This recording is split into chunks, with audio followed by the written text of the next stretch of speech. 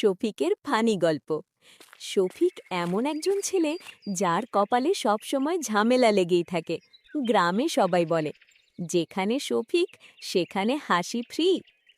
একদিন শফিক বাজারে গেল ডিম কিনতে। দোকানদার বলল, কয়টা ডিম?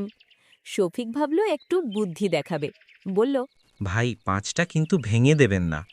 দোকানদার হেসে বলল, ভাই, ভাঙলে তো ডিম হবে না, অমলেট হয়ে যাবে। পাশের লোকজন হেসে গড়াগড়ি। আরেকদিন শফিক গরু চড়াতে গিয়ে ঘুমিয়ে পড়ল। ঘুম ভাঙতেই দেখে গরু নেই। ভয়ে চিৎকার করে বলল, হায় আল্লাহ, গরু চুরি! হঠাৎ পেছন থেকে হাম্বা হাম্বা শব্দ।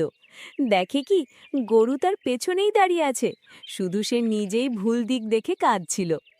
সবচেয়ে হাসির ঘটনা ঘটল স্কুলে। স্যার জিজ্ঞেস করলেন, শফিক, বলতে পারবি বিদ্যুৎ কি? শফিক আত্মবিশ্বাসের সঙ্গে বলল, স্যার, বিদ্যুৎ হলো সেই জিনিস যেটা গেলে ফ্যান থামে আর মা বকা দেয়। পুরো ক্লাস হাসিতে ফেটে পড়ল। শেষে সবাই বুঝল, শফিক খুব বুদ্ধিমান না হলেও সে গ্রামের হাসির ইঞ্জিন। তার জন্যই গ্রামের মানুষের দুঃখ কমে, হাসি বাড়ে।